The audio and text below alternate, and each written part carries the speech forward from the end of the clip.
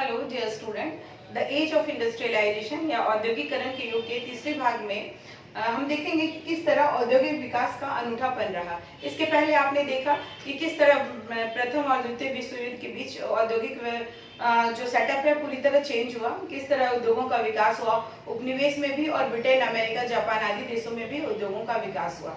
अब हम देखते हैं कि ये विकास उपनिवेशों में किस तरह से हुआ, खासकर भारत के संदर्भ में अनूठापन था। किस तरह का अनूठापन है वो हम देखेंगे। भारत में जो औद्योगिक उत्पादन पर वर्चस्व रखने वाली एजेंसियां थीं, जो भी यूरोपीय एजेंसियां भारत के व्यापार पे कंट्रोल करके रखती थीं, तो उन्होंने विभिन्न तरह के मतलब कुछ खास तरह के उत्पादों का उसी को ये उत्पादन करने के लिए प्रेफरेंस दिया, जैसे जो निर्यात किए जा सके, जैसे कि क्या क्या है, चाय कॉफी के बागान खनन, नील उत्पादन और जूट उत्पादन। चाय कॉफी वगैरह है जो इंग्लैंड में या फिर बाहर के देशों में इसको निर्यात किया जाता था। साथ ही साथ नील है वो कपड़ों के लिए उत्पादन किया जाता था। जूट की बोरियां भी यूज होती थी। खाद्य पदार्थों को छोड़ करके इन सब उत्पादों पे ज्यादा ध्यान दिया गया। और मैनचेस्टर की बनी चीजों से जो भारतीय व्यापारी थे वो प्रतिस्पर्धा नहीं करके वो कुछ अलग बनाने लगे। मैनचेस्टर के कपड़ों से वो लोग कंपटीशन नहीं करके वो लोग अपने जो नए नए जब मिल सेटअप किए तो उन्होंने धागा बनाना शुरू किया। धागा जो बनता था वो हथकरघे के लोग जो हाथ से कपड़ा बनाते हैं वो बुनकर उसे यूज करते थे। धागा तैयार करने लगा और जो एक्स्ट्रा धागा बच जाता था उसको चीन भी वो लोग भेजते थे। इस और स्वदेशी आंदोलन के बाद बहिष्कार, आयात शुल्क बढ़ाने से क्या हो गया, स्वदेशी आंदोलन जब 1905 ईस्वी में शुरू हुआ तो उसमें विदेशी कपड़ों का बहिष्कार किया गया और साथ ही साथ आयात शुल्क बढ़ाने की भी मांग की गई। और 1906 के बाद चीन के निर्यात में बहुत कमी आ गई। चीन अपना ही माल सेटअप करने लग गया और चीन के बाजार में चीन और जापान के उत्पादन, जापान ने भी बहुत औद्योगिक प्रगति की। ओसाका जो जापान का मैनचेस्टर कहते हैं वहाँ भी काफी उत्पादन होने लगा। तो इस कारण वहाँ जब निर्यात कम होने लगा तो भारत के जो व्यवसायी हैं वो भारतीय बाजार ही उनको मिल गया, वहाँ पे अपने कपड़े बेचने लगे, यानी कि कपड़ों का उत्पादन शुरू हो गया। उसके बाद 1900 से 1912 ईस्वी में सूती कपड़े का जो उत्पादन है बिल्कुल दुगना चला गया। प्रथम युद्ध के समय मैनचेस्टर में जो आयात होता था कपड़े का वो बहुत कम होने लगा, क्योंकि वहाँ की जो अधिकतर कंपनियां थी वो क्या करें, युद्ध के सामान बनाने लगी। युद्ध के लिए जो वर्दी वगैरह है, जूते हैं और तरह तरह के सामान बनाने लग गई, तो कपड़े का मतलब फिर यहाँ पे आयात कम होने लग गया। उसके साथ ही साथ भारतीय कारखानों में भी वर्दी, जूट की बोरियां, टेंट ये सब बनने लग गए। जूते, घोड़े के जो है ना और खच्चर की जीन ये सब बनने लग गए और बहुत सारे अन्य सामान भी भारतीय कंपनियों में भी बनने लग गए। उसके बाद फिर हम देखते हैं कि यहाँ पे कंपनियों में भी बदलाव आया। अब शिफ्टों में काम लोग शुरू करने लगे, काम शिफ्टों में शुरू होने लग गया और उत्पादन और रोजगार जो है पहले भी ब्रिटेन में भी बढ़ा और उसके उपनिवेश यानी कि इंडिया में भी काफी बढ़ा, क्योंकि अब शिफ्ट में काम शुरू हो गया था। साथ ही साथ उत्पादन और रोजगार में भी वृद्धि हुई, क्योंकि बहुत सारे श्रमिकों को फिर हायर करने जाने लगा, तो उत्पादन में भी काफी वृद्धि हुई। और युद्ध के बाद लेकिन ब्रिटेन को है ना पहले वाली स्थिति नहीं मिली, क्योंकि उसकी हालत बहुत ही खराब हो गई थी। अब नए जो है औद्योगिक केंद्र कौन बन गए थे, अमेरिका, जर्मनी और जापान, ये सब नए औद्योगिक केंद्र बन गए थे और ब्रिटेन की स्थिति थोड़ी कमजोर हो गई थी। उसके बाद हम देखते हैं सिर्फ बड़े उद्योग ही नहीं थे, लघु उद्योग भी हमारे यहाँ रह रहे थे। लघु उद्योग है, युद्ध के बाद फैक्ट्रियों में जबरदस्त उछाल तो आया, परंतु जो है बड़े उद्योग क्षेत्र है ना ये अभी भी बहुत ही छोटा हिस्सा रहते थे। 1911 ईस्वी में से 67% बंगाल और बम्बई में ही स्थित थे, मतलब पूरे देश में ये उद्योग सेटअप भी नहीं थे। बड़े उद्योग बंगाल और बॉम्बे में ही ज्यादा स्थित थे और जो पंजीकृत कंपनियां थे उसमें मजदूर जो थे 1911 ईस्वी में सिर्फ 5% ही थे। बाकी सब कहाँ थे, बाकी सब लघु उद्योग या हस्तकरघा उद्योग वगैरह में ही थे।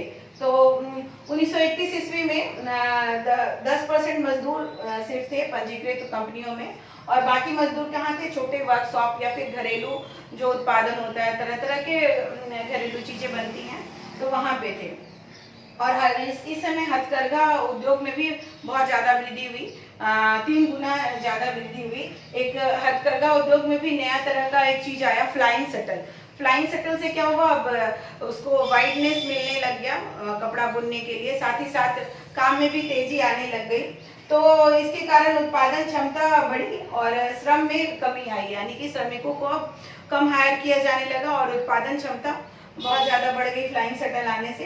और जब आप देख सकते हैं कि 70 से 80% जो कहाँ त्रावणकोर, ये सब साउथ के हैं, और मैसूर, कोचीन, मद्रास और बंगाल में ये जो 70 से 80% क्या थे, ये हथकरघे ऐसे थे जिनमें क्या बोलते हैं, वही फ्लाइंग शटल लगा हुआ था। और जो बुनकर थे वो दो तरह के कपड़े बनाते थे, एक महीन कपड़ा, फाइन कपड़े, और मोटे कपड़े। मोटे कपड़े अधिकतर गरीब लोग पहनते थे और जो महीन कपड़े हैं वो खाते पीते घर के लोग पहनते थे। लेकिन इसमें क्या था कि अकाल के दिनों में भी जो खास तरह के कपड़े होते थे, यानी कि बनारसी साड़ियाँ या फिर बालूचीरी की साड़ियाँ, इन सब की मांग में कोई कमी नहीं आती थी, जितना भी हो, लेकिन ये सब साड़ियाँ बिकती ही बिकती थी। और हाथ से बुने कपड़ों में एक खासियत ये थी कि ये जो कपड़े होते थे ये खास तरह के डिजाइन से, जो मिल में बनाना ऐसा संभव नहीं था, तो खास तरह के डिजाइन से ये बनते थे। तो इस कारण इसमें एक अनूठापन रहता था, तो उनकी डिमांड जो बनी रही। और मद्रास की लुंगियाँ, अभी भी मद्रास की लुंगियाँ काफ़ी महंगी मिलती हैं, 10-10 हज़ार, 20 हज़ार, लाखों रुपए तक एक लुंगियाँ मिलती हैं। तो ये इनकी लुंगियों का भी कोई मुकाबला नहीं कर सकता है। साथ ही साथ बुनकरों का जो पूरा परिवार था, उसके बेटा बेटी, दादा पोता पोती, सारे कोई इसमें लगे रहते थे। इस कारण ये व्यवसाय काफ़ी फला फूला। उसके बाद फिर हम देखते हैं वस्तुओं के लिए, ये तो कपड़े के लिए हो गया, अब हम देखते हैं वस्तुओं के लिए किस तरह से बाजार था। जब भी बाजार में कोई नया सामान आता है तो उसको अभी आप देखते हैं कि टीवी में, रेडियो में, इंटरनेट में उसका क्या किया जाता है, एडवर्टीजमेंट किया जाता है। एडवर्टीजमेंट से क्या करता है कि ये नए उपभोक्ता पैदा करते हैं, यानी कि आपको वो चीज़ जरूरत नहीं हो, फिर भी विज्ञापन में उसे इतनी अट्रैक्टिव तरीके से दिखाया जाता है कि नहीं, ये लगता है कि नहीं, इस चीज़ के बिना हमारा काम ही नहीं होगा। पहले जैसे मोबाइल के बिना हमारा काम चल जाता था, लेकिन अभी मोबाइल की इतनी ज़्यादा अभी ज़रूरत होने लग गई कि अब लगता है इसके बिना काम ही नहीं होगा। तो जो भी नए उत्पाद आते हैं तो उनको इस तरह से विज्ञापन में दिखाया जाता है कि बहुत ही जरूरी हो जाते हैं, वांछनीय हो जाते हैं, लोगों की सोच बदल देते हैं, है ना। जैसे कि ये फलाना ब्रांड की विस्की पीने से, ये पीने से आप बहुत ज़्यादा पावरफुल हो जाओगे, तो इस तरह से लोगों की सोच बदल जाती है। तो इस विज्ञापन है जो उस उपभोक्ता बाजार के लिए बहुत ही ज़्यादा मतलब जरूरी हो गए थे। उसके बाद यहाँ पे एक और चीज़ है, लेबल का भी उपयोग किया गया। मैनचेस्टर के जो उद्योगपति थे वो अपने कपड़ों में लिख दिया करते थे मेड इन मैनचेस्टर, ये लिखा रहता था तो लगता था कि ये ब्रांड का है, मतलब इस चीज़ के साथ कोई खराबी नहीं आएगी, इसलिए लेबल का भी बहुत ज़्यादा उसमें भूमिका था। लेबल बहुत सिर्फ सुंदर अक्षरों में और ये सब में ही लिखा नहीं जाता था, साथ ही उसमें अच्छी अच्छी तस्वीरें चिपकाई जाती थी। तस्वीरें खास के इंडिया के संदर्भ में देवी देवताओं की तस्वीरें चिपकाई जाती थी, कृष्ण की, सरस्वती जी की। तो इन सब की तस्वीरों को चिपकाने का अर्थ क्या होता था कि जो इस भगवान को पसंद करते हैं वो इस उत्पाद को भी पसंद करेंगे, तो लोगों की धार्मिक भावनाओं को भी उसने मतलब जो कंपनियों ने जोड़ दिया। तो इस कारण और साथ ही साथ सिर्फ भगवान की, देवी देवताओं की तस्वीरें नहीं होती थी, जो राजा महाराजा हैं, नवाब हैं, बड़े बड़े जो प्रसिद्ध व्यक्ति हैं जो बहुत पॉपुलर होते थे, उनकी भी तस्वीरें होती थी कि आप इनको अगर सम्मान देते हैं, बादशाह को सम्मान देते हैं, तो इस उत्पाद को भी सम्मान दीजिए। तो चित्र जो होते थे बहुत ही लुभावने होते थे।